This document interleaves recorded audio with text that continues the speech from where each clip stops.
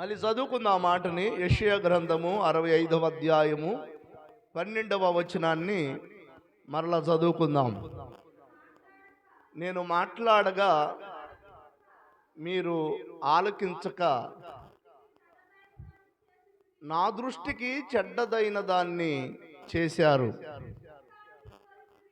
నాకు ఇష్టము కాని దాన్ని కోరుకున్నారు. చాలు. ప్రభునందు ప్రియులారా, ఈ వాక్యాన్ని మనం గమనించినట్లయితే దేవునికి ఇష్టము కాని దాన్ని కోరుకుంటే అది ఎంత ప్రమాదమో ఈ వాక్యం మనకి తెలియపరుస్తూ ఉంటుంది. దేవుని బిడ్డలముగా మనము మనకిష్టమైన వాటిని చాలా సందర్భాల్లో మనం కోరుకుంటాం. అది దేవునికి ఇష్టమా కాదా అని మనం ఆలోచించం. వాక్యం సెలవిస్తూ ఉంది, మీరు నాకు ఇష్టము కాని దానిని మీరు కోరుకున్నారు గనుక మీకు ఖడ్గమును పంపిస్తాను అంటాడు కింద వచనములో. దేవునికి ఇష్టము కాని దాన్ని మనిషి కోరుకొని ఈనాటి దినాలలో నష్టపోతూ ఉన్నారు. దేవునికి ఇష్టము కాని దానిని మనిషి కోరుకొని దేవుని కృపను పోగొట్టుకుంటూ ఉన్నారు మనుషులు. వాక్యాన్ని మనం ఎందుకు ప్రత్యేకంగా సమయాన్ని ఎక్కువగా వెచ్చించి ధ్యానిస్తున్నాము అని అంటే, వాక్యం తెలియకపోతే, వాక్యం వినకపోతే నువ్వు ఏది కోరుకోవాలో నీకు అర్థము కాదు. రీసెంట్గా నేను ఒక వార్త విన్నాను. వారిద్దరూ చిలకలూరుపేట దగ్గర, హైదరాబాద్ నుంచి చిలకలూరుపేట వస్తున్నటువంటి బస్సుని తెల్లవారుజాము సమయంలో వారు అడ్డుకొని రోడ్డుకి రాళ్ళు అడ్డం పెట్టి బస్సును ఆపు చేసి బస్సు దగ్గరికి వెళ్ళి వారికి ఉన్నటువంటి ఇబ్బంది పరిస్థితిని బట్టి, పేదరికాన్ని బట్టి బస్సును ఆపు చేసి బస్సులో ఉన్న వాళ్ళందరి దగ్గరికి వెళ్ళి మేము నక్సలైట్లు అని చెప్పి డబ్బులు వసూలు చేయటానికి పూనుకున్నారు. అప్పటికే పెట్రోల్ తీసుకొచ్చారు. కేవలం బస్సులో ఉన్న వారందరిని కాల్చడానికి కాదు, బస్సులో ఉన్న వాళ్ళని బెదిరించి డబ్బులు వసూలు చేయటానికి వారు బస్సు ఎక్కారు, బస్సు ఆపు చేసి. ఇంతలోకి జరిగిన విషయం ఏంటి అని అంటే, అది తెల్లవారుజాము సమయంలో చాలామంది నిద్రపోతూ ఉన్నారు బస్సులో, కొంతమంది మేలుకొని ఉన్నారు. వీరిద్దరు బస్సులోకి ఎక్కి అందరిని బెదిరిస్తూ ఉండగా కొంచెం బలం కలిగిన వాళ్ళు లేచి నిలబడి, నువ్వు బస్సును కలుస్తావా, నువ్వు నక్సలైట్వా అని చెప్పి తిరగబడ్డారు. ఆ సమయంలో వాళ్ళు వాస్తవానికి బస్సును కాల్చటానికి రాలేదు, కానీ బెదిరించి డబ్బులు వసూలు చేయటానికి ఎక్కారు. వారు ఆ తోపులాటలో అప్పటికే వాళ్ళు ఎదురు తిరిగినందువలన ఆ పెట్రోలు బస్సు మీద పోసేసి, ఇదిగో అగ్గిపుల్లగేస్తాం, అగ్గిపుల్లగేస్తాం, అగ్గిపుల్లగేస్తాం, మీరు డబ్బులు ఇవ్వకపోతే అని మాట్లాడుతున్న సమయంలో వారి మధ్యలో వాగ్వాదం ఎక్కువైపోయినందువలన అనుకోకుండా అగ్గిపుల్ల గీసిన అగ్గిపుల్ల బస్సులో పడిపోయింది. వినండి ప్రియులారా, ఆ తెల్లవారుజాము సమయంలో 23 మంది చనిపోయారు. ఆ బస్సుని తగలబెట్టినటువంటి వారి పేరు, ఒక ఆయన పేరేమో చలపతి, ఇంకొక ఆయన పేరేమో విష్ణువర్ధన్. వీళ్ళిద్దరిని పట్టుకున్నారు, పోలీసులు పట్టుకున్నారు. ఆ తర్వాత కోర్టుకు అప్పగించారు. హైకోర్టు తీర్పు ఇచ్చింది. ఏమని అని అంటే, వీళ్ళిద్దరిని 23 మందిని పొట్టను పెట్టుకున్నటువంటి వీరిద్దరిని ఉరిశిక్ష వేయండి అని తీర్పిచ్చేసింది. ఆ తర్వాత వాళ్ళు సుప్రీంకోర్టుకి అప్పీల్ చేసుకుంటే, సుప్రీంకోర్టులో కూడా అక్కడ కూడా వీళ్ళకు ఉరిశిక్షే న్యాయం అని వాళ్ళు కూడా తీర్పిచ్చేశారు. ఆ సమయంలో వాళ్ళకి ఇక మరణమే శరణము అనే పరిస్థితిలో రాష్ట్రపతి దగ్గరికి వెళ్ళి క్షమాభిక్ష కోరుకునే అవకాశం ఉంటుంది. సుప్రీంకోర్టు ఒకవేళ ఉరిశిక్ష విధించిన వీళ్ళు రాష్ట్రపతికి లెటర్ పెట్టుకున్నారు, క్షమాభిక్ష పత్రం రాష్ట్రపతికి లెటర్ పెట్టుకున్నారు. అప్పుడు ఆ రాష్ట్రపతి కూడా తిరస్కరించి వీళ్ళు మరణానికి ఉరి శిక్షకే అర్హులు, ఎట్లాంటి వాళ్ళని క్షమించటానికి అవకాశం లేదు అని ఉరి శిక్ష ఖరారు చేశారు. వినండి ప్రియులారా, జరిగిన విషయం ఏంటి అని అంటే ఉరి శిక్ష ఖరారైంది, డేట్ కూడా నియమించబడింది, ఆ రోజు రానే వచ్చింది.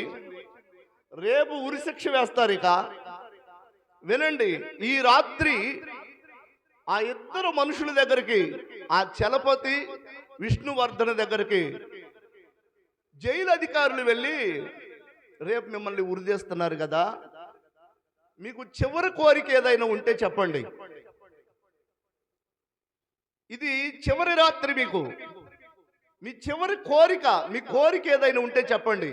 మీ బంధువులతో మాట్లాడాలా, మీ భార్యతో మాట్లాడాలా, మీకు మంచి ఆహారం ఏదైనా కావాలా, ఇంకేదైనా మీకు సదుపాయాలు ఏమన్నా కల్పించాలా, ఈ రాత్రి మీ కోరిక ఏంటో చెప్పమని ఆ జైలు అధికారులు అడిగితే, అప్పుడు ఆ ఇద్దరు చెప్పిన మాట ఏంటి అని అంటే, మాకేమీ వద్దు కానీ రేపు మమ్మల్ని ఉరిదీస్తారు కనుక ఈ రాత్రి మాకు బాప్తిసం ఇప్పించండి అని కోరుకున్నారు. దేవుని స్తోత్రం.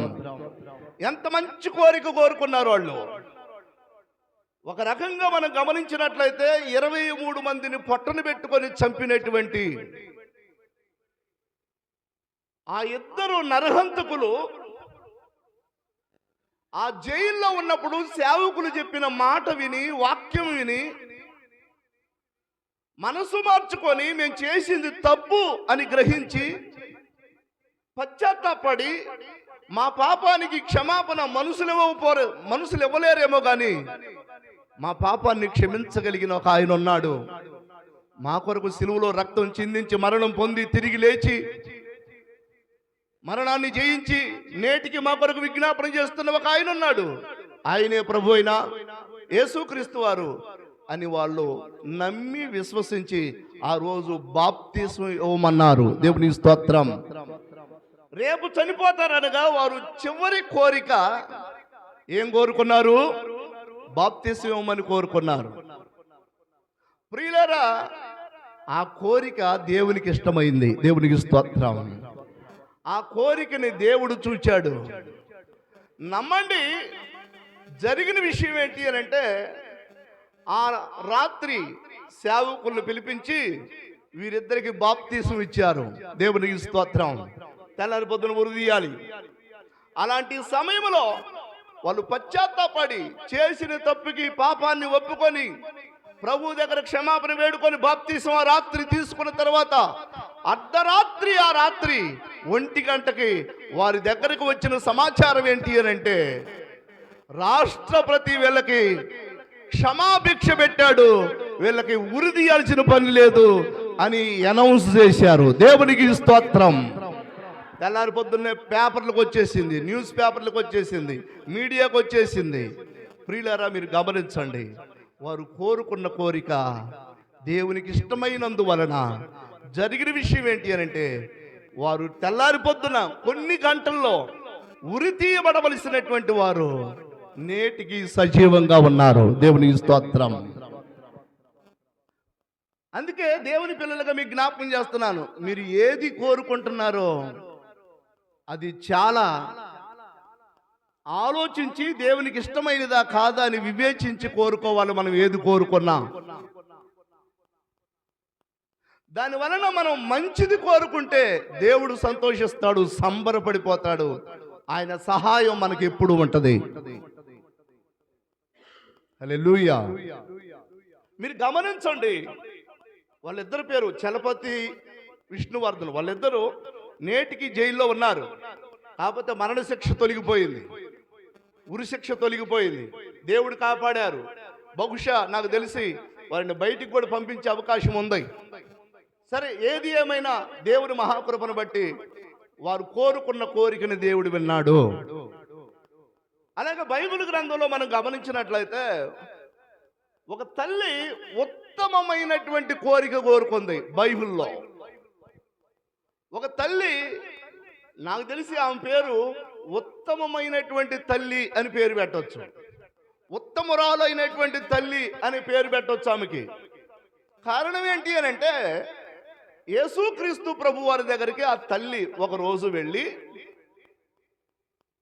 ఆయన శరీరధారిగా ఈ లోకంలో ఉన్నప్పుడు ఆయన దగ్గరికి వెళ్ళి, అయ్యా నాకు కోరిక ఉంది అని మాట్లాడింది.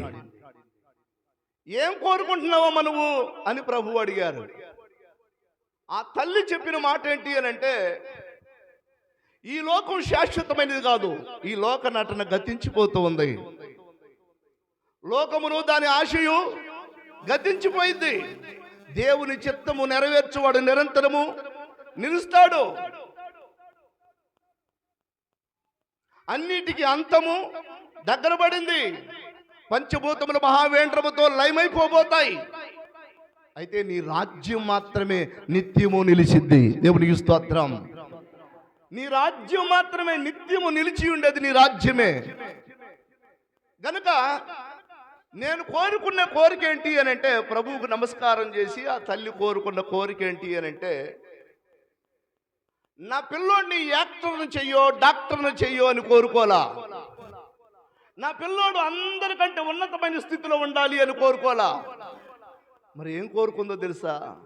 ప్రభువుకు నమస్కరించి, అయ్యా ఈ లోకం అశాశ్వతమైనది గనుక, ఈ లోకం శాశ్వతమైనది కాదు గనుక, రేపు ఈ భూమి ఆకాశం గతించిపోయిన తర్వాత నీ రాజ్యమే నిత్యము నిలిచింది గనుక, నీ రాజ్యములో నువ్వు కూర్చున్న సింహాసనం పక్కన నీ కుడి పక్కన ఒక కొడుకు నా కొడుకే ఉండాలి, నీ ఎడం పక్కన నీ రాజ్యములో ఇంకో కొడుకు నా కొడుకే ఉండాలి. దేవునికి స్తోత్రం. ఏం కోరుకుంది ఆ తల్లి? నీ రాజ్యములో ప్రభువా నీ కుడి పక్కన నా కొడుకే ఉండాలి, నీ ఎడం పక్కన కుర్చీలో కూడా నా కొడుకే ఉండాలి. ఇద్దరు కొడుకులు ఉన్నారు ఆమెకి. దేవునికి స్తోత్రం. నాకు తెలిసి ప్రభువుకే ఆశ్చర్యం వేసింది ఆ కోరిక కోరుకుంటే. ఈనాటి దినాలలో మీ పిల్లల కొరకు దేవుని రాజ్యాన్ని కోరుకునే వాళ్ళు తక్కువైపోయారు. మన పిల్లల కొరకు పరలోకాన్ని కోరుకునే వాళ్ళు తక్కువైపోయారు. పర సంబంధమైన ఆశీర్వాదం మా పిల్లలకు ఉండాలి అని కోరుకునే వాళ్ళు తక్కువైపోయారు. మా పిల్లలు నిత్య నరకానికి వెళ్ళకూడదు, వారు రక్షించబడాలి, వారి ఆత్మ పాతాళానికి వెళ్ళకూడదు, వారు రేపు దేవునితో ఉండాలి, నిత్యము దేవునితో ఆ పరలోకములో దేవునితో ఉండాలి అని ఆశపడేవాళ్ళు, అలా కోరుకునే వాళ్ళు తక్కువైపోయారు. కారణం ఏంటో తెలుసా? వాక్యం అర్థం కాక, సత్యం అర్థం కాక. సత్యం అర్థమైతే, జీవిత సత్యం అర్థమైతే ఈ లోక నటన గతించిపోతుంది అనే సంగతి నీకు అర్థమైతే తప్పకుండా నీ పిల్లల కొరకు నువ్వేం కోరుకుంటావో తెలుసా? నా పిల్లోడు నిత్య నరకానికి వెళ్ళకూడదు, వాడు పాతాళానికి చేరకూడదు, వాడు ఆత్మరక్షించబడాలి అని కోరుకుంటావు. దేవునికి స్తోత్రం. అందుకే ప్రభు అన్నారు, ఆయన సిలువ మోస్తూ సిలువ వేయబడటానికి, మనందరి పాప విమోచన కొరకై సిలువలో రక్తం చిందించడానికి వెళుతూ ఉన్నప్పుడు అనేక మంది స్త్రీలు ఏడుస్తూ ఉంటే వారితో ప్రభు ఒక మాట మాట్లాడాడు. నా కోసం ఏడవకండి, మీకోసం, మీ పిల్లల కోసం మీరు ఏడవండి అని ప్రభు మాట్లాడారు. ఎందుకు ఏడవాలో తెలుసా? పిల్లల కోసం. ఈనాటి దినాలలో పెద్దోళ్ళ కంటే పిల్లలు ఎక్కువ చెడిపోతున్నారు. నాకు తెలిసి ఒకప్పుడు ఈ ఫోనులు లేవు, ఒకప్పుడు యూట్యూబ్లు లేవు, ఈ ఇన్స్టాగ్రాములు లేవు, ఈ ఫేస్బుక్లు లేవు. ఆ కాలమే బాగుంది. కానీ ఇప్పుడున్న పరిస్థితిని మనం గమనించినట్లయితే చిన్న పిల్లోడు కూడా ఇప్పుడున్న సోషల్ మీడియాని చాలా ఫాస్ట్గా ఉపయోగిస్తున్నారు. భయంకరంగా పిల్లలు చెడిపోతున్నారు. ఏ రోజైనా నా పిల్లోడు నరకానికి వెళ్తాడేమో, పాతాళానికి వెళ్తాడేమో అని దుఃఖపడి ప్రార్థన చేసిన సందర్భం నీకు గుర్తుందా? దేవునికి స్తోత్రం. తప్పకుండా మన పిల్లల కొరకు మనం ఏం కోరుకోవాలి? నిత్యము దేవునితో ఉండాలి, పరలోకపు రాజ్యం వారసులు కావాలి వాళ్ళు, పాతాళానికి వెళ్ళకూడదు వాళ్ళు. ఆ మంచి కోరిక కోరుకుంది ఆ తల్లి. అసలు ఎంత గొప్ప కోరిక అంటే ఆ ఉత్తమమైన తల్లి కోరుకున్న కోరిక. యేసయ్య పక్కన ఎవరు కూర్చోవాలట? నా కొడుకులు కూర్చోవాలి. నాకు తెలిసి ఎంత లోతుగా ఆలోచించుంటది ఈ తల్లి. పర సంబంధమైన విషయాల మీద ఎంత లోతుగా మనసు పెట్టుంటది ఈ తల్లి. భూ సంబంధమైన విషయాల మీద మనసు పెట్టలా. మీరు గమనించండి, పరలోకంలో కూడా అల్పమైన స్థానం ఉంటుంది, మిగుల గొప్ప స్థానం ఉంటుంది. వీళ్ళ స్థానం ఎక్కడ ఉండాలట? యేసయ్య పక్కన. మీరు గమనించండి, మీ పిల్లలు ప్రధానమంత్రి గారి పక్కన కూర్చుంటే ఎట్లుంటుంది మీకు?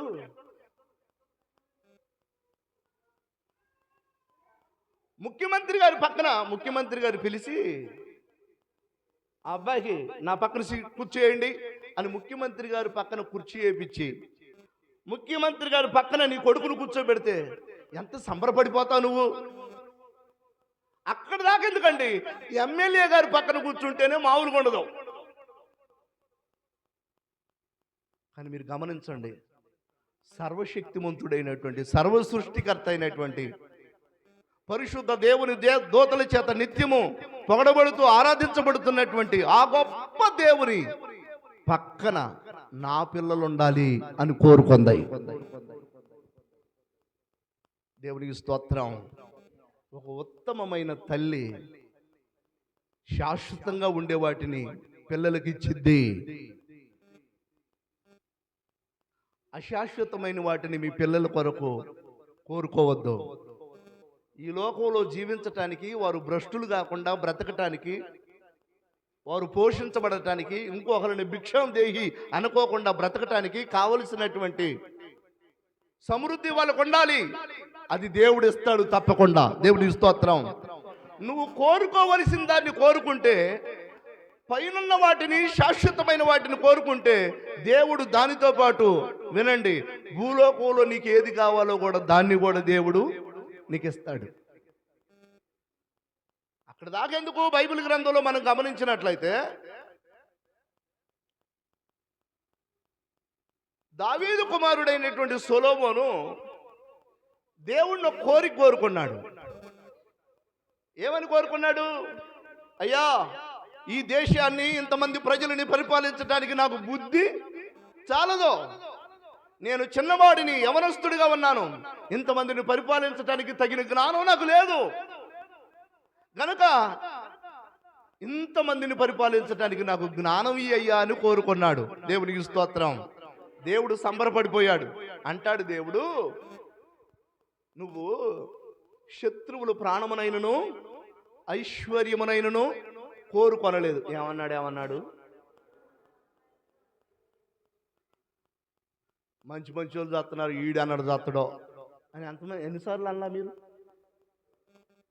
అంటే నువ్వేం కోరుకున్నావు? శత్రువు యొక్క ప్రాణాన్ని కోరుకున్నావు. వినండి, దేవుడు సంబరపడిపోయాడు. ఎవరి విషయంలో? సొలొమోను విషయంలో. సొలొమోను ఏం కోరుకున్నాడు? శత్రువు ప్రాణాన్ని కోరుకోలేదట. ఇంకా ఐశ్వర్యాన్ని కూడా కోరుకోలేదట. మరి ఏం కోరుకున్నాడట? జ్ఞానం కావాలయ్యా, వీళ్ళందరినీ పరిపాలించడానికి నాకు జ్ఞానం కావాలయ్యా అని కోరుకుంటే, కోరుకోకూడని దాన్ని కూడా ఇచ్చాడు. దేవునికి స్తోత్రం. అంటే ఇతను కోరుకున్న దాన్నే కాదు, కోరుకోకుండా ఉన్నదాన్ని కూడా దేవుడిచ్చాడు. వినండి, అతడికి జ్ఞానం ఇచ్చాడు, అతడు కోరుకున్న జ్ఞానం ఇచ్చాడు.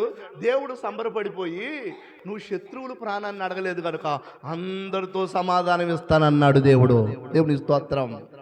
ఇంకొక మాట అన్నాడు, నువ్వు ఐశ్వర్యం కోరుకోలేదు కనుక ఇప్పటి వరకు ఉన్న రాజులకు లేనంత ఘనత ఐశ్వర్యం నీకు ఇస్తానన్నాడు. దేవుని స్తోత్రం. ఇది కోరుకుంటే వచ్చిందా, కోరుకోకుండా వచ్చిందా? కోరుకోకుండా వచ్చింది ఐశ్వర్యం, కోరుకోకుండా వచ్చింది చుట్టుపక్కల వచ్చిన సమాధానం. కారణం ఏంటి అని అంటే, ఇతడు మంచి కోరిక కోరుకున్నాడు. ఏం కోరిక? జ్ఞానాన్ని కోరుకున్నాడు. వినండి ప్రియులారా, మీరు మీరు కోరుకునేది దేవునికి ఇష్టమైనదై ఉండాలి. దాని వలన దేవుడు సంబరపడిపోయి ఒకటి ఇవ్వాల్సింది 4 ఇస్తాడు ఆయన. నీకు ఏది అవసరమో కూడా ఆలోచించి ఇవ్వగలడు ఆయన. రైట్. ఒక ఉత్తమమైన తల్లి తన కుటుంబం కొరకు, తన పిల్లల కొరకు పరసంబంధమైన వాటిని కోరుకుంది. అసలు ఆ తల్లి గురించి ఒకసారి చదువుకుందాం. చూడండి పరిశుద్ధ దైవ గ్రంథములో మత్తయి సువార్త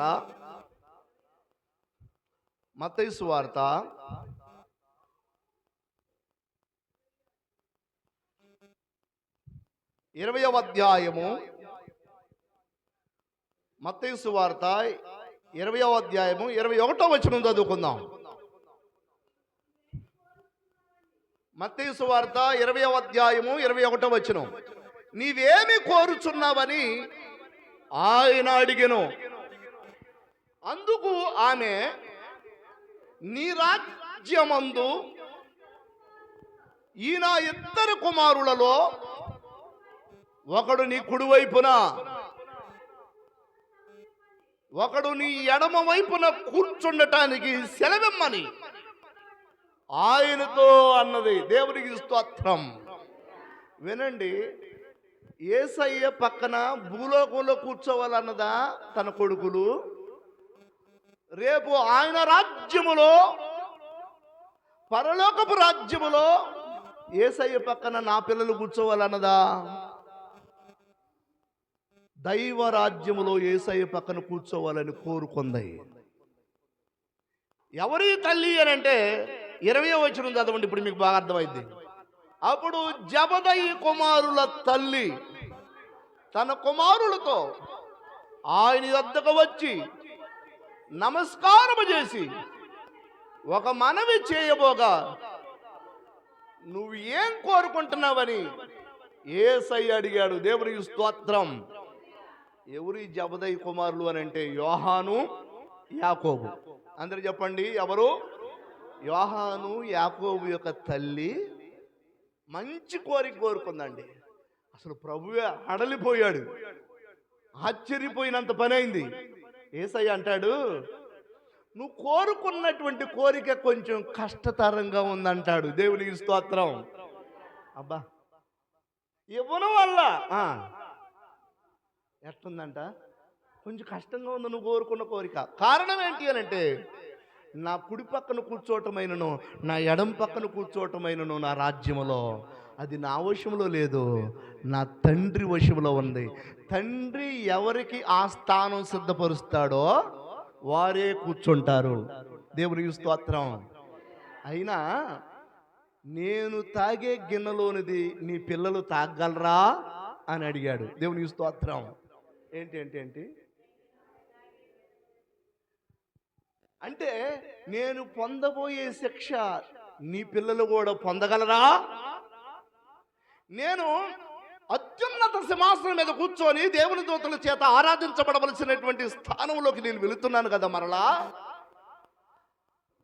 ఆ సింహాసనం మీద నేను కూర్చున్నప్పుడు నా కుడి పక్కన, నా ఎడం పక్కన నీ పిల్లలు కూర్చోవాలంటే నేను ఎంత శ్రమ పొందానో.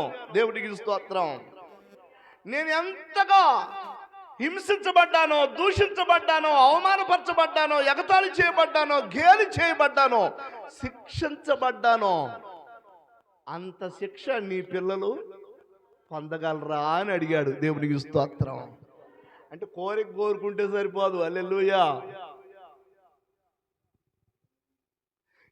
నేను పొందే శ్రమ నీ పిల్లలు పొందగలరా అని అడిగాడు. అయితే మీరు నమ్మండి, యేసయ్య పొందిన శ్రమలలో కొన్నిటిని వీళ్ళు కూడా ఆ తర్వాత పొందారు. దేవునికి స్తోత్రం. నాకు తెలిసి ఒకవేళ ఆ భాగ్యం ఆ పిల్లలకు దక్కి ఉంటుంది. హల్లెలూయా. నాకు తెలిసి ఒకవేళ ఆ భాగ్యం దేవుడు ఇచ్చుంటాడు. కారణం ఏంటి అని అంటే, ఆమె కోరుకుంది. ఎవరు? ఆ తల్లి. నీ పిల్లల కొరకు కూడా మంచి కోరికలు కోరుకో.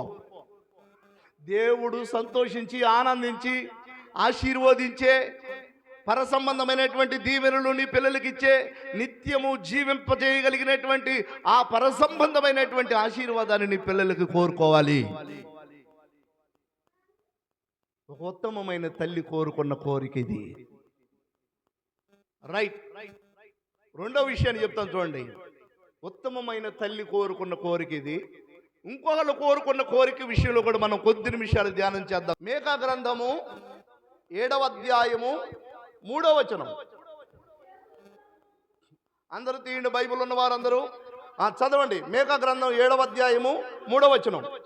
2 చేతులతోనూ కీడు చేయ పూనుకొందురు, అధిపతులు బహుమానము కోరుదురు, న్యాయాధిపతులు లంచము పుచ్చుకొందురు, గొప్పవారు తమ మోసపు కోరికను తెలియజేస్తారు, అలాగున వారు ఏకపట్టుగా ఉండి దాన్ని ముగిస్తారు. చాలు ప్రియులారా, మీరు గమనించండి. గొప్పవారు కోరుకునే కొంతమంది గొప్పవారు కోరుకునే కోరిక గురించి దేవుడు వ్రాసి పెట్టాడు బైబిల్లో. వారు మోసపు కోరికను బయటికి నిర్భయంగా చెప్తారట, ఏమాత్రం సిగ్గు లేకుండా చెప్తారట. కొంతమంది గొప్పోళ్ళు,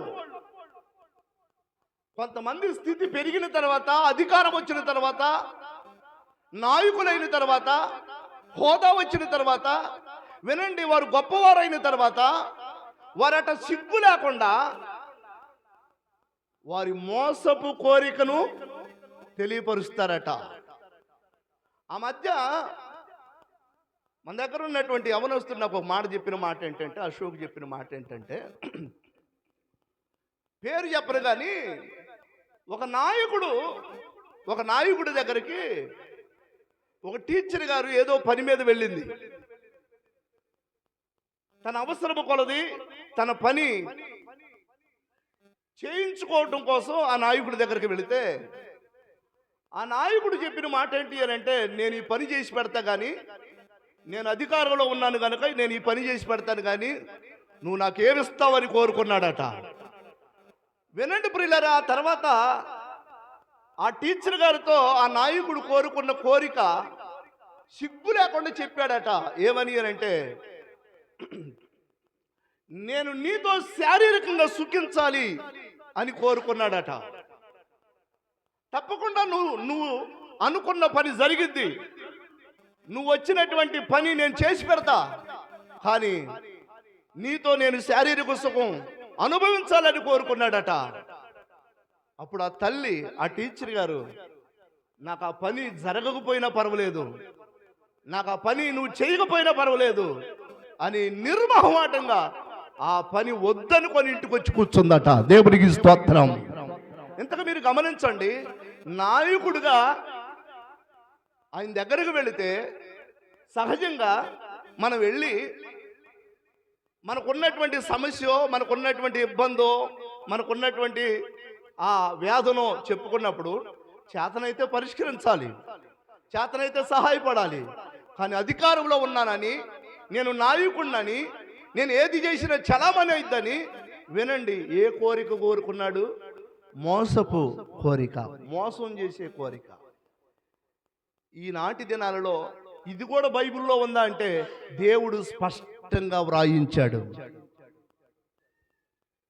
దేవుని పిల్లలుగా మీకు గమనిస్తున్నాను, మీరు దేవుని పిల్లలు, మీకు హోదా వచ్చిన తర్వాత, మీకు అధికారం ఒకవేళ వస్తే, మీరు ఉన్నతమైన స్థితిలో దేవుడే కూర్చుండబెడితే, మీరు మాత్రం మోసపు కోరికలో ఎవరి దగ్గర పారొద్దు, అది దేవుడు చూస్తాడు.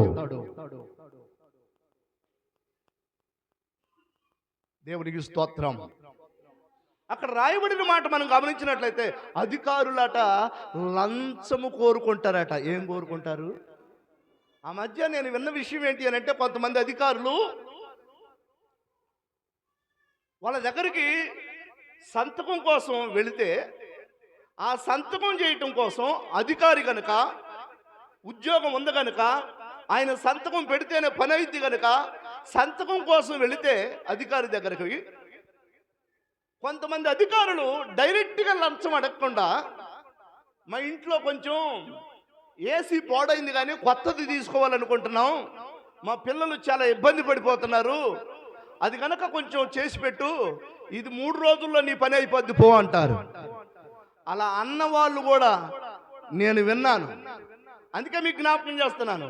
ఇప్పుడు వీళ్ళ మోసపు కోరికని వినండి. డైరెక్ట్గా డబ్బులు లంచంగా అడగకుండా మా ఇంట్లో ఈ వస్తువు లేదు కానీ, మా ఇంట్లో ఈ వాహనం లేదు కానీ, మా ఇంట్లో ఈ ఏసీ లేదు కానీ, ఈ ఫ్రిడ్జ్ లేదు కానీ చాలా ఇబ్బంది పడిపోతున్నాం, అదొక్కటి సహాయం చేసి పెట్టు, నీ పని నేను చూసుకుంటాం, 3 రోజులు నీ పని అయిపోద్ది అని మోసపు కోరికలు అధికారం ఉందని చెప్పి అలా అన్యాయంగా లంచముగా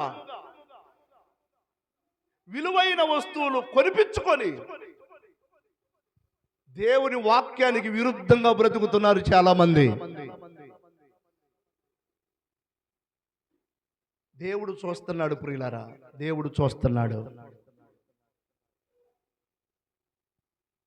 బైబిల్లో ఒక మాట రాయబడి ఉంటుంది, న్యాయ విరోధముగా సంపాదించినటువంటి ఆస్తి ఒకరోజు అట రెక్కలొచ్చిన పక్షిలాగా ఎగిరిపోద్దట. అన్యాయంతో వచ్చినటువంటి వచ్చుబడి, అన్యాయంగా వచ్చినటువంటి రాబడి, అది ఒకరోజు నీ ఇంటికి నష్టాన్ని కలగజేసిద్ది. జక్కయ్య తన ఇంట్లో ఉన్నటువంటి అన్యాయపు సొమ్ముని, లంచం తీసుకున్న సొమ్ముని, అక్రమంగా సంపాదించిన సొమ్ముని యేసయ్య ఆ ఇంట్లోకి అడుగు పెట్టగానే ఈ సొమ్మంతా నేను మోసం చేసి సంపాదించాను అని నిజం ఒప్పుకొని పశ్చాత్తాపడి ప్రభు పాదాలు పట్టుకొని తన తప్పును ఒప్పుకోవటమే కాదు, ఆ మోసపూరితమైన సొమ్మంతటిని తీసి ఎక్కడైతే మోసం చేసి తీసుకొచ్చుకున్నాడో, ఎక్కడైతే అన్యాయం చేసి తీసుకొచ్చుకున్నాడో, ఎక్కడైతే లంచంగా తెచ్చుకున్నాడో తీసుకెళ్ళి వాళ్ళకి కట్టి మరలా తిరిగి వచ్చి ప్రభుకి ఇష్టంగా బ్రతికాడు. దేవునికి స్తోత్రం. ఆ మోసం చేసిన సొమ్ముని తిరిగి 4 గంటలు చెల్లిస్తానన్న మాటను బట్టి ప్రభు మాట్లాడిన మాట ఏంటో తెలుసా? జక్కయ్య, నేడే నీ ఇంటికి రక్షణ వచ్చిందన్నాడు. దేవునికి స్తోత్రం. నేడే నీ ఇంటికి రక్షణ వచ్చిందన్నాడు. ఇంటికే ఒంటికే? నాకు తెలిసి ఇంటికి రక్షణ రావటం ఏంటి?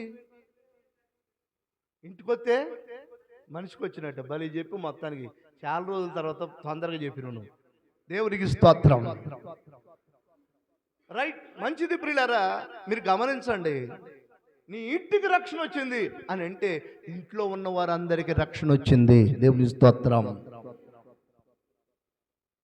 కారణం ఒకటే, అన్యాయం వలన వచ్చుబడి అంత మళ్ళీ తిరిగి ఇచ్చేయగలిగాడు.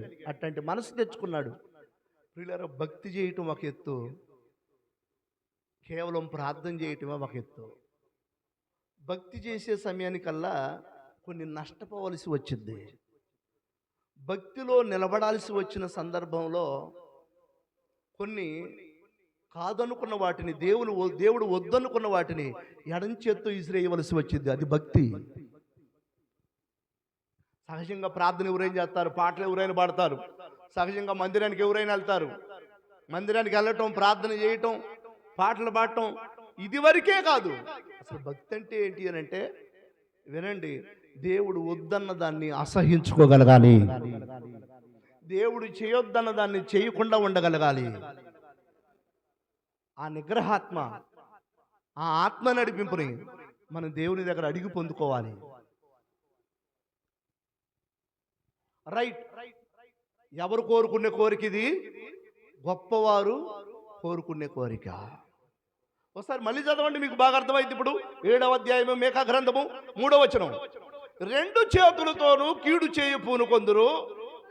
వినండి, అధిపతులు బహుమానము కోరుదురు. ఆగండి, ఏం కోరతారట అధిపతులు?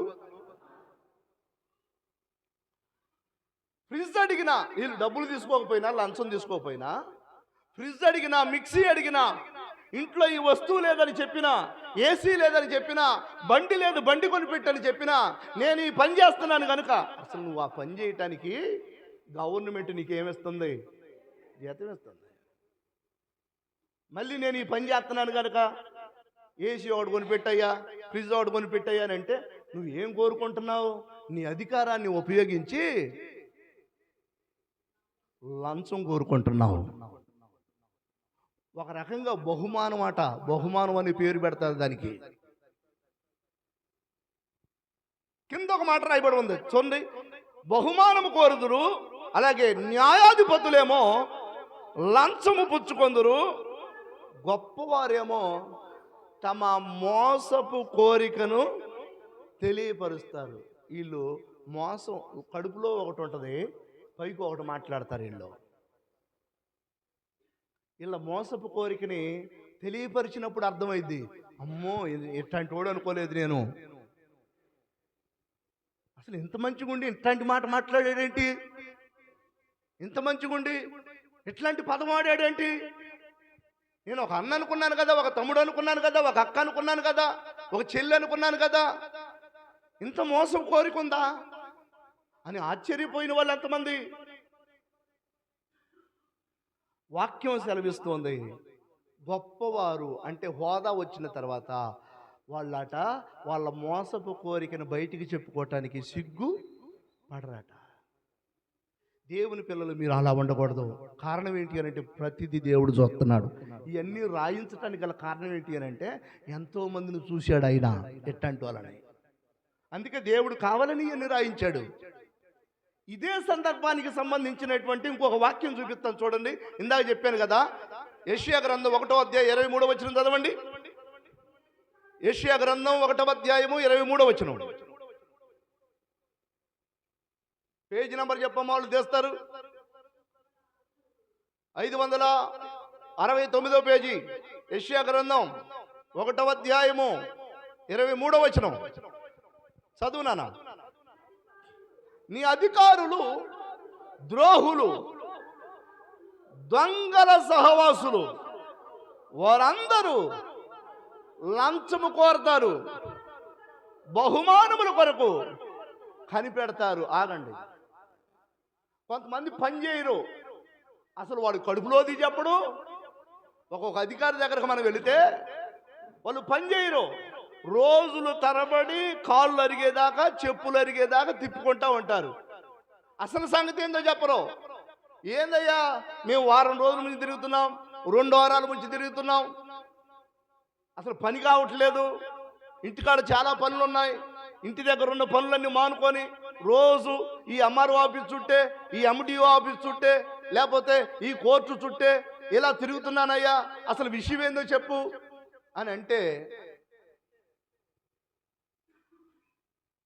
ఇన్ని రోజులు తిప్పుకొని చివరికి ఏమంటాడు అని అంటే అప్పుడు లోపలున్న కడుపులో ఉన్న మోసపు కోరికని వాళ్ళ దగ్గర పక్కన పిఏ ఎవరో ఉంటారు, వాళ్ళు పిలిచి ఈయన ఎన్ని రోజులు తిరుగుతూ పెట్టా ఎంతో కొంత ఆ అధికారికి ఇచ్చి, అసలు ఎప్పుడో అయిపోయేది నీ పని, ఇన్ని రోజులు తిరగటానికి గల కారణం ఏంటో తెలుసా, నువ్వేం జేబులో నుంచి ఏమి దీవాయా, వస్తుంటే పోతుంటవి అని ఎవరు చెబుతారు? పక్కన వాళ్ళు చెబుతారు. ఓరు అసలు ఇదే సంగతి అని అప్పుడు అర్థమయ్యి అసలు ఎంత కావాలో అడుగయ్యా అని అప్పుడు పంపిస్తారు. వినండి, ఎందుకు సమయం ఇన్ని రోజులు కాలం గడిపారు అని అంటే వారి మోసపు కోరిక అంతరంగంలో వేరే ఉంది. ఇవన్నీ బైబిల్లో వ్రాయబడ్డాయి. ప్రభునందు ప్రియులరా, మనం అందరం ఒకరోజు న్యాయపీఠం ఎదుటికి రావాలి. ఏ అధికారైనా, ఏ న్యాయాధిపతి అయినా వినండి, ఏ వ్యక్తి అయినా, ఏ గొప్పవాడైనా వినండి, ప్రతి ఒక్కరూ రేపు యేసుక్రీస్తు ప్రభు వారి యొక్క న్యాయపీఠం ఎదుటికి రావాలి. తీర్పు తీర్చే ఒక దినం ఉంది. వినండి, నువ్వు మోసం చేసిందంతా ఆ రోజు కక్కిస్తాడు దేవుడు. దేవునికి స్తోత్రం. ఆ రోజు నీ మొహం తెల్లబోకూడదు. ఆ రోజు 10 మంది ముందు నువ్వు చేసినటువంటి నీ మోసపు కోరికను తెలియపరిచి బహుమానాలు కోరి, వినండి, చేయవలసిన పని చేయకుండా గవర్నమెంట్ జీతం ఇస్తున్నా జీతం సరిపెట్టకోకుండా లంచాలు కోరుకొని పని చేయకోకుండా కాలక్షేపం చేసిన నిన్ను ఒకరోజు దేవుడు లెక్కడుగుతాడు. దేవునికి స్తోత్రం. దేవుడు న్యాయవంతుడు, ప్రతి దానికి ఆయన లెక్క అడుగుతాడు. అక్కడ దాకేందుకు, వ్యర్థంగా పలికిన ప్రతి మాట గురించి కూడా ఆయన లెక్క అడుగుతాడు అని వ్రాయబడి ఉంది. విమర్శ దినాన వ్యర్థంగా పలికిన ప్రతి మాట గురించి కూడా ఆయన లెక్క అడుగుతాడని రాయబడి ఉంది. మాట గురించే లెక్క అడిగితే, మోసం చేసిన సొమ్ము గురించి, లంచం తీసుకున్న లంచం గురించి, అధికారులు వారి అంతరంగంలో ఉన్న కోరికని బయటికి పెట్టి అనేక మందిని దోచుకున్నటువంటి ఆ కోరికలని రేపు దేవుడు బయట పెడతాడు. గమనించండి, దేవుని పిల్లలు చాలా జాగ్రత్తగా ఆత్మీయ జీవితాన్ని కాపాడుకోవాలి. నేను ఉద్యోగం చేస్తున్న దినాలలో, గవర్నమెంట్ ఉద్యోగం చేస్తున్న దినాలలో ఆర్ఐ గారు నన్ను పిలిచి, అయ్యా ఇక్కడికి క్యాస్ట్ సర్టిఫికెట్లు కావాల్సిన వాళ్ళు వస్తారు, ఇన్కమ్ సర్టిఫికెట్లు కావాల్సిన వాళ్ళు వస్తారు, రెసిడెన్స్ సర్టిఫికెట్లు కావాల్సిన వాళ్ళు వస్తారు. ఆ సర్టిఫికెట్లు కావాల్సిన వాళ్ళ పేరు, వాళ్ళ అడ్రస్ అవన్నీ కూడా బుక్లో ఎంటర్ చేయాలి. ఎంటర్ చేసిన తర్వాత వాళ్ళ ఫైలు ఎంఆర్ఓ గారి దగ్గరకు పంపించాలి. అవన్నీ చూసిన తర్వాత ఎంఆర్ఓ గారు సంతకం పెట్టిన తర్వాత సీల్ వేసి, క్యాస్ట్ సర్టిఫికెట్ ఎవరికి కావాలో వాళ్ళకి ఇచ్చేసేయి. పని అయిపోయిన తర్వాత ఆ సర్టిఫికెట్ వాళ్ళు తీసుకున్న తర్వాత నీకు కొంత అమౌంట్ ఇస్తారు. పని అయింది అనే ఉత్సాహంలో వాళ్ళు కొంత అమౌంట్ ఇస్తారు, తీసుకో. ఇన్కమ్ సర్టిఫికేట్ అయినా, క్యాస్ట్ సర్టిఫికేట్ అయినా, ఇంకే సర్టిఫికేట్ అయినా నువ్వు పని చేసిన తర్వాత వాళ్ళ దగ్గర డబ్బులు ఇస్తారు, అడిగి తీసుకోమన్నాడు. నేను ఒకటే మాట చెప్పాను ఆర్ఐ గారితో, అయ్యా నేను యేసుక్రీస్తు ప్రభువారిని నమ్ముకున్నాను, నేను దేవుని సేవ చేస్తూ ఉన్నాను గనుక నేను మాత్రం, నాకు గవర్నమెంట్ జీతం ఇస్తుంది, నేను చేస్తున్న పనికి, చేస్తున్న ఉద్యోగానికి గవర్నమెంట్ జీతం ఇస్తుంది, కానీ నాకు ఈ లంచం నేను తీసుకునయ్యా అని మాట్లాడితే వాళ్ళు డబ్బులు వద్దనేవాడిని తిక్కలోడు అన్నట్టుగా చూశారు. సహజంగా అట్టే చూస్తారు లోకం. డబ్బులు వద్దు అనేవాడిని లోకం ఎట్ట చూసిద్ది అని అంటే తెలివి తక్కువోడు అన్నట్టుగా చూస్తారు. కానీ ప్రియులారా, నేను ఆ ఉద్యోగానికి రిజైన్ చేసి బయటకు వచ్చే సమయంలో నాకు తెలిసి వాళ్ళందరూ కూడా, వినండి, ఈ అబ్బాయిని నమ్ముకున్న దేవుడు గొప్పోడు అనే మనస్తత్వానికి వచ్చారు. దేవునికి స్తోత్రం.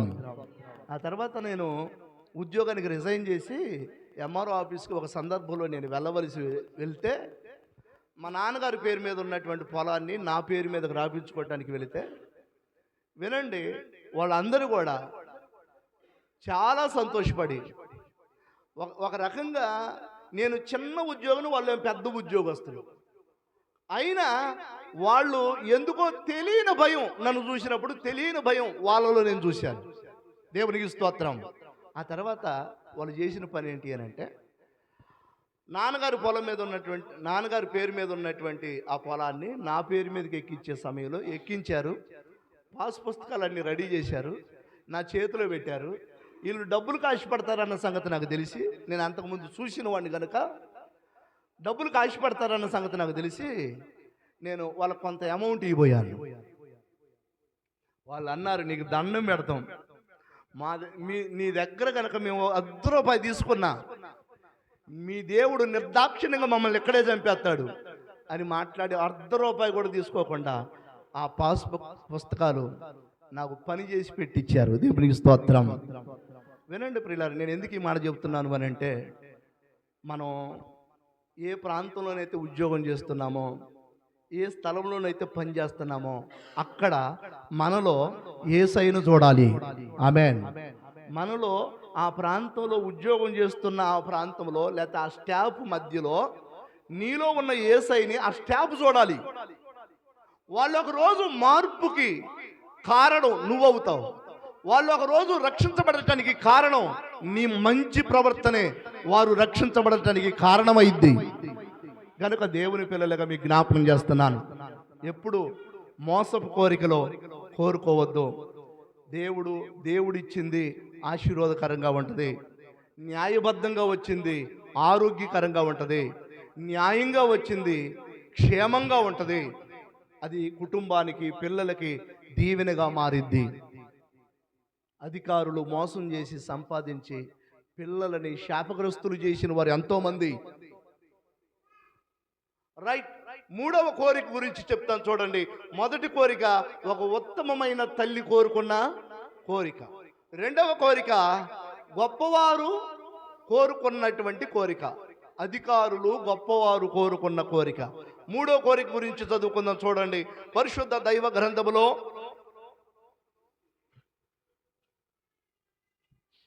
సామెతల గ్రంథము 20వ అధ్యాయము 3వ వచనం. సామెతల గ్రంథము 20వ అధ్యాయము 3వ వచనం. కలహమునకు దూరముగా ఉండుట నరులకు ఘనత, మూర్ఖుడైన ప్రతివాడు పోరునే కోరును. అందరూ నాతో పాటు చెప్పండి. మూర్ఖుడైన ప్రతివాడు పోరునే కోరును అనండి. ఇప్పుడు ఏం కోరతాడట? పోరంటే అమ్మో వాడి పోరు నేను తట్టుకోలేనండి, ఈడితో మాత్రం నేను సంసారం చేయను. ఎవరితో అంటే ఇప్పుడు ఈ భర్తలో ఉన్న మూర్ఖత్వాన్ని చూసి ఈడి పోరు నేను తట్టుకోలేనండి అంటే భర్త వాడంట. సరే, ఆ విషయం అలా ఉంచితే మనం గమనించినట్లయితే పోరు అని అంటే ఒక రకంగా గొడవ, తగువు, కలహం. వినండి, ఎవరు కోరుకుంటారంట గొడవలని? ఎవరు కోరుకుంటారంట తగువులని? ఎవరు కోరుకుంటారంట? వాక్యం సెలవిస్తుంది, మూర్ఖుడైన ప్రతివాడు వాడి కోరిక తగువులే. వినండి ప్రియులారా, వాక్యం సెలవిస్తూ ఉంది. దేవుని పిల్లలు గమనించాలి. మీరు ఎప్పుడు ఎవరు తగువాడుకుంటున్నా అది సల్లారిపోవాలని కోరుకోవాలి. అది కొంతమంది అసలే మండుతుంది, అసలే ఆ గొడవ స్టార్ట్ అయింది, దాంట్లో కొంచెం కిరసనాలు పోస్తారు, కొంతమంది దాంట్లో కొంచెం పెట్రోల్ పోస్తారు. వాక్యం సెలవిస్తూ ఉంది, దాన్ని చల్లార్చడానికి ప్రయత్నం చేయి. సమాధానపరుచువారు ధన్యులు, వారు దేవుని కుమారులు అనబడతారు. వినండి ప్రియులారా, వాక్యాన్ని బట్టి మీకు జ్ఞాపకం చేస్తున్నాను. మూర్ఖులు తగువులు కోరుకుంటారు. కొంతమందికి తగువు లేకపోతే, గొడవ లేకపోతే వీళ్ళకి నిద్ర పట్టదు.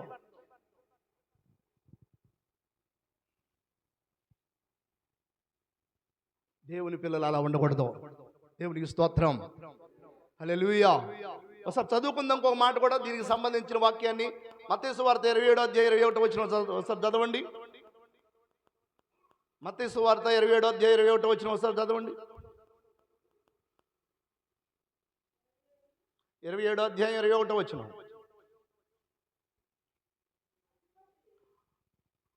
అధిపతి ఈ ఇద్దరిలో నేను ఎవరిని విడుదల చేయవలనని మీరు కోరుచున్నారని వారిని అడగగా వారు బరబ్బానే అని. చాలు. వినండి ప్రియులారా, ఈ సందర్భాన్ని మనం ఆలోచించినట్లయితే యేసుక్రీస్తు ప్రభు వారిని సిలువ వేసే సందర్భం. పిలాతు కుర్చీ మీద కూర్చొని యేసుక్రీస్తు ప్రభు వారికి, న్యాయపీఠం మీద కూర్చొని యేసుక్రీస్తు ప్రభు వారికి తీర్పు తీర్చే సందర్భం ఇది. వాస్తవానికి ఆ రోమా ప్రభుత్వం వారు యూదుల యొక్క పండగలో ఒక ఖైదీని, యూదులకు సంబంధించిన ఒక ఖైదీని విడుదల చేయటం అనేది వారికి ఆనవాయితీ. ఆ సందర్భంలో పిలాతు లేచి నిలబడి ఇలా మాట్లాడుతున్నాడు యూదులతో. అయ్యా, పండగ సందర్భంగా యూదులైన ఖైదీలలో ఒకరిని విడుదల చేయటం మాకు ఆనవాయితీ గనక ఈ యేసుని విడుదల చేస్తాను. ఈ యేసుని విడుదల చేయమంటావా లేకపోతే బరబ్బాని విడుదల చేయమంటారా? మీరు కోరుకోండి అని పిలాతు అడిగాడు. అప్పుడు యూదులందరూ అన్నారు, వినండి, వాళ్ళు ఎవరిని కోరుకున్నారు? వాక్యం గమనించినట్లయితే వారట బందిపోటు దొంగ అయినటువంటి బరబ్బాని విడుదల చేయమని కోరుకున్నారట. ఇప్పుడు ఎవరిని కోరుకున్నారు వీళ్ళు? యేసుక్రీస్తు ప్రభు వారిని పిలాతు అడిగాడు, యేసుని విడుదల చేయమంటారా లేకపోతే బరబ్బాని విడుదల చేయమంటారా? యూదులు మాట్లాడుతున్నారు, మాకు యేసుని విడుదల చేయొద్దు, కానీ యేసునేమో సిలువేయండి, బరబ్బానేమో ఈయన్ని మాత్రం విడుదల చేయండి అని మాట్లాడారు అని కోరుకున్నారు. ప్రభునందు ప్రియులరా, నాకు తెలిసి వీళ్ళంత మూర్ఖులు ఇంకొకళ్ళు ఉండరు అనుకుంటాను నేను. అప్పటి వరకు వారి మధ్యలో గుడ్డివారికి కళ్ళు ఇచ్చాడు, మోగవారికి నోరిచ్చాడు, పక్షవాత రోగులను స్వస్థపరిచాడు, చనిపోయిన వారిని బ్రతికించాడు, ఎంతోమందిని గుండె చెదిరిన వారిని బాగు చేశాడు, వేల మంది రోగులని స్వస్థపరిచాడు, దయ్యాలు పట్టిన వారిని వదిలించాడు. ఎన్నో కార్యాలు, ఎన్నో అద్భుతాలు ప్రభువు జరిగించారు. ఇన్ని జరిగించి వాళ్ళందరి రక్షణార్థమై వారి కొరకు సిలువలో రక్తం చిందించి మరణం పొంది తిరిగి లేవటానికి వచ్చినటువంటి ప్రభు విషయంలో, మేలు చేసిన వాడి విషయంలో ఇప్పుడు వీరు అందరూ కూడా ఏం కోరుకుంటున్నారు? ఇట్లాంటివి ఆయన మాకు వద్దు అని కోరుకుంటున్నారు. మరి ఎవరు కావాలట? బరబ్బా కావాలట. దొంగను కోరుకుంటున్నారు. వినండి, అందుకే వీళ్ళు మూర్ఖంగా ఆలోచించారు, మూర్ఖమైన కోరిక కోరుకున్నారు. అలాగే మనం గమనించినట్లయితే, మీరు దేవుని పిల్లలుగా ఎక్కడైనా ఏదైనా ఒక గొడవ జరుగుతుంటే, ఎక్కడైనా ఏదైనా ఒక కలహం రేగినప్పుడు, ఆ సందర్భంలో మీరు నిర్మోహమాటంగా ఆ గొడవ చల్లారిపోవాలి, ఆ తవ్వు చల్లారిపోవాలి అనే మంచి మనసుతోనే, అలాంటి మంచి కోరికే మన అంతరంగంలో ఉండాలి. అదేదో అంటారు లోక సామెత, భర్త కొట్టినందుకు కాదంట ఏడిచింది, తోటికోళ్ళు తొంగి చూసినందుకు ఏడిచిందంట. అంటే తోటికోళ్ళు తొంగి చూసినందుకు ఏడవటానికి గల కారణం ఏంటి అని అంటే, ఏమో తెలుసు, తోటికోళ్ళు ఎప్పుడు నన్ను కొట్టాలి, మా ఆయన నన్ను దంతాడు, దాన్ని ఎప్పుడు దంతడు, మా ఆయన ఎప్పుడు నన్ను చివాట్లు పెడతాడు, దాన్ని మాత్రం బాగా చూసుకుంటాడు, వాళ్ళ ఆయన మాత్రం దాన్ని ఏ రోజు తిట్టడం, మా ఆయన మాత్రం అసలు పోయినంత తక్కువగా కొడతాడు, దాన్ని కొడుతున్నప్పుడు నా కళ్ళు చూడాలి. అంటే ఇప్పుడు ఏం కోరుకుంటున్నావు? ఎదుటి వాళ్ళు తన్నుకుంటుంటే చూడాలని కోరుకుంటున్నావు. నీ ఇంట్లో నీ భర్త కొడుతున్నాడని నీ తోటి కోడలను కూడా నీ తోటి కోడల భర్త కొట్టాలని కోరుకుంటున్నావు. ఇంతకు నువ్వు నీకంటే మూర్ఖురాలు ఇంకొకళ్ళు లేదు. దేవుని పిల్లలు ఈ విషయాలు అర్థం చేసుకోండి, అవగాహన చేసుకోండి. మూర్ఖుడైన ప్రతివాడు గొడవలే కోరుకుంటాడు. నువ్వేం కోరుకుంటున్నావో ఒకసారి ఆలోచించు.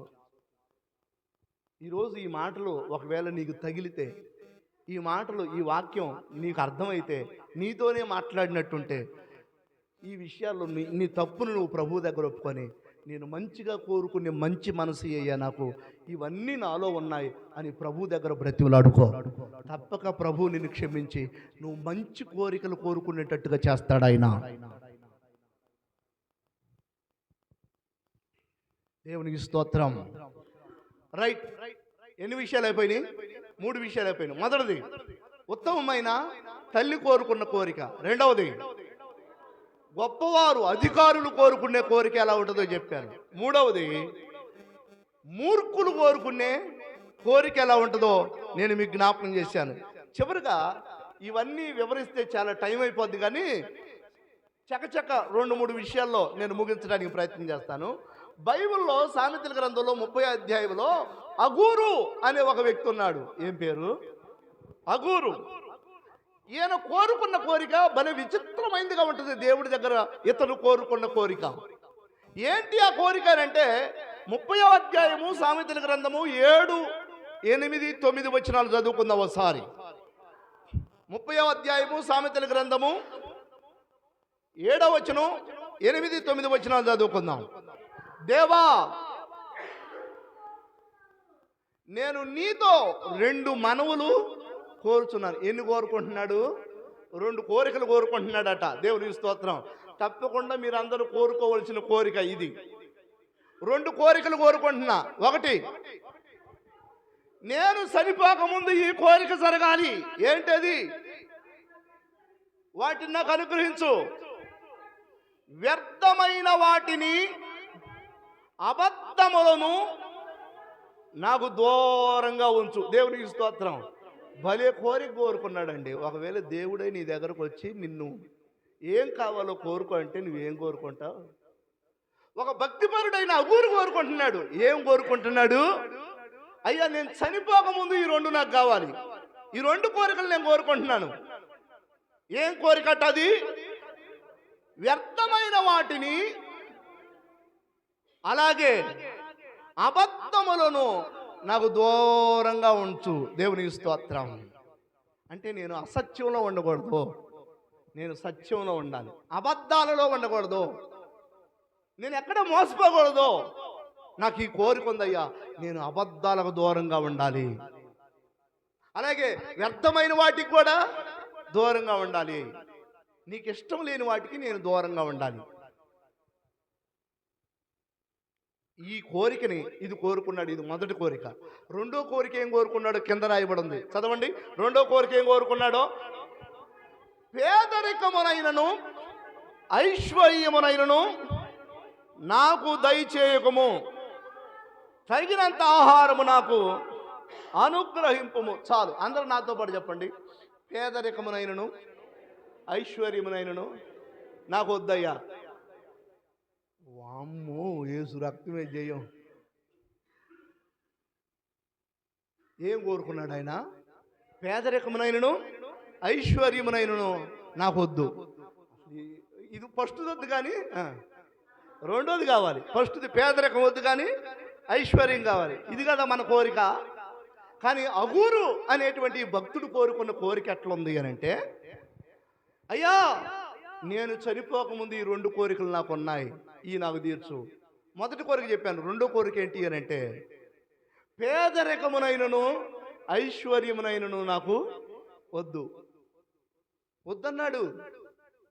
దేవునికి స్తోత్రం. మరి ఏం కోరుకున్నాడు? పేదరికం వద్దు, ఐశ్వర్యం వద్దు. ఏం కోరుకున్నాడు? తగినంత ఆహారము నాకు ఉంటే చాలయ్యా. దేవునికి స్తోత్రం. ఏ రోజుకి ఏది అవసరమో అది నువ్వు నాకు, ఏ రోజుకి ఏది అవసరమో అది ఇస్తే చాలు.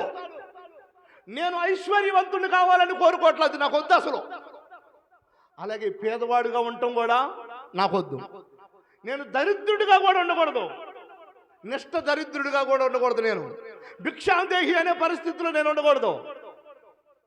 మరి ఎలా ఉండాలని కోరుకుంటున్నాడు? నేను బ్రతికినంత కాలం నాకు ఏది కావాలో అది సమయానికి వచ్చేయాలంతే. ఆమేన్. తగినంత ఆహారం నాకు కావాలి, తగినంత బట్టలు నాకు కావాలి, తగినంత ఇల్లు నాకు కావాలి, తగినంత కుటుంబం నాకు కావాలి, తగినంత చాలు. నాకు ఏది అవసరం అది ఇస్తే చాలు. దేవునికి స్తోత్రం. అబ్బా, ఎట్టెవరు కోరుకుంటారు? హల్లెలూయా. ఒకవేళ నీకు డౌట్ రావచ్చు, ఎందుకు అసలు ఎట్లాంటి కోరిక కోరుకున్నాడు ఈ అగూరు అని నీకు డౌట్ వస్తే, దాని గురించి వివరణ ఇచ్చాడు. కింద వివరణ ఇచ్చాడు. ఏమని అని అంటే, ఇప్పుడు చదవండి. ఎక్కువైన ఎడల, ఐశ్వర్యము ఎక్కువైన ఎడల కడుపు నిండిన వాడనై నిన్ను విసర్జించి దేవుడెవడని అందునేమో. దేవునికి స్తోత్రం. డబ్బులు ఎక్కువైతే అట్టొచ్చిద్ది మనసు. ఎవరిని లెక్క చేసే మనసు ఉండదు. లెక్కలేనితనం వచ్చిద్దేమో, నాకు గర్విష్ఠతనం వచ్చిద్దేమో. ఐశ్వర్యం ఎక్కువ అవటం వలన, ధనం ఎక్కువ సమకూడటం వలన, సమృద్ధి ఎక్కువ ఉండటం వలన, ఐశ్వర్యం ఎక్కువగా నాకు ఉండటం వలన నాకేమొచ్చిద్ది? గర్వం వచ్చిద్దేమో. గర్వం వచ్చి చివరికి మనుషుల్ని కాదు, దేవుడు అయిన నిన్ను కూడా, దేవుడు అంటే అసలు దేవుడు అంటే ఎవరండి? దేవుడిని కూడా నువ్వెవడివి అనే ప్రమాదం ఉంది. అంటే మనకు స్తోమతకు మించి స్థితి పెరిగితే ఆటోమేటిక్గా మాటలు కూడా మారుతాయి. అలా మాటలు మారితే, అలా గర్విష్ఠతనం వస్తే, అలా అహం వస్తే, ఐశ్వర్యం పెరిగిన దాన్ని బట్టి లెక్కలేనితనం వస్తే, దేవుణ్ణి కూడా లెక్క లేకుండా మాట్లాడే పరిస్థితి వస్తే నువ్వు నిత్య నరకానికి వెళ్ళే ప్రమాదం ఉంది. అందుకే భక్తుడు ఏం చెప్పాడు అని అంటే, భక్తుడు ఏం కోరుకున్నాడంటే, ఐశ్వర్యం ఎక్కువైతే దేవుడు ఎవరని నేను తృణీకరిస్తానేమో, గర్వించి మాట్లాడతానేమో, గనుక నాకు ఐశ్వర్యం వద్దయ్యా. మరి పేదరికం కావాలా? పేదరికం గురించి కూడా చెప్పాడు. పేదరికం గురించి ఏం చెప్పాడో చూడండి. పేదరికం ఎందుకు వద్దన్నాడో చూద్దాం. లేక 9వ వచనంలోనే కింద లైను, లేక బేదనై దొంగిలి నా దేవుని నామమును దూషింతునేమో. ఒకవేళ బేదనై ఉన్నాననుకో, పేదవాడిని అయి ఉన్నాననుకో, తిండి లేకపోవటం వలన, పేదగా ఉండటం వలన దేవుణ్ణి దూషించే ప్రమాదం ఉంది. అంటే ఇలా దేవుణ్ణి దూషించే ప్రమాదం ఉంది. గర్వం ఎక్కువ అవటం వలన కూడా దేవుడు ఎవరు అని మాట్లాడే ప్రమాదం ఉంది అని ఆలోచించిన వాడై ఈ భక్తుడు, అయ్యా పేదనై నేను దొంగిలి నీ నామాన్ని దూషించకూడదు. పేదనై ఉండటం వలన ఒకవేళ నాకు కడుపు నిండా ఆహారం దొరకపోవటం వలన అట్ట కూడా నిన్ను దూషించే ప్రమాదం ఉంది. దేవుడు నన్ను పేదవాడిగా ఎందుకు చేశాడని. ఐశ్వర్యం ఎక్కువైనా, సమృద్ధి ఎక్కువైనా అలా కూడా నాకు గర్వం వచ్చి దేవుడు ఎవరు అని మాట్లాడే అంత గర్వం వచ్చే ప్రమాదం ఉంది. అందుకే నాకు ఏ కోరిక కావాలి, నేను ఎలా కోరుకుంటున్నాను, నాకు ఎప్పుడు ఏది కావాలో అది ఇస్తే చాలయ్యా అని కోరుకున్నాడు. దేవునికి స్తోత్రం. ఎంత మంచి కోరిక. వినండి ప్రియులారా, నేను ఈరోజు ఈ మాటలన్నీ ఎందుకు చెప్తున్నాను అని అంటే, రేపు ఇందాక ఫస్ట్ మూలవాక్యం చదువుకున్నాం కదా, ఆ వాక్యాన్ని బట్టి దేవునికి ఇష్టము లేని కోరికలు కోరుకొని దేవుని శిక్షకి పాత్రులు అవుతారట చాలామంది. దేవుడు వద్దన్న దానిని కోరుకొని నష్టపోతారట చాలామంది. దేవుడు కాదన్న దానిని కోరుకొని ఖడ్గానికి అప్పగించబడతారట చాలామంది. అందుకే నువ్వు ఏది కోరుకోవాలో నీకు అర్థం కావాలి, ఎలాంటిది కోరుకోవాలో నీకు అర్థం కావాలి. నువ్వు కోరుకున్నది దేవునికి ఇష్టమై ఉండాలి. ఈసారి వీలైతే అవకాశం ఉంటే వచ్చే ఆదివారం దయ్యం ఏం కోరుకుంటుందో మన విషయంలో, దేవుడు ఏం కోరుకుంటున్నాడో మరికొన్ని విషయాలు మీకు జ్ఞాపకం చేస్తాను. వినండి, వచ్చే ఆదివారం వీలైతే దయ్యాలు అవి కూడా కోరుకుంటాయి. వాటికి కూడా ఏముంటాయి, కోరికలు ఉన్నాయి వాటికి కూడా. సైతాన్ ఏం కోరుకుంటున్నాడో మనుషుల విషయంలో దాని గురించి, అలాగే దేవుడు అసలు ఇంకా లోతుగా మన విషయంలో ఏం కోరుకుంటున్నాడో వాటి గురించి దేవుని చిత్తమైతే వచ్చే ఆదివారం మరిన్ని విషయాలు మనం ధ్యానం చేద్దాం. దేవుడి మాటలు మన వినికిల్లో సరిచేయునుగాక. ఆమేన్.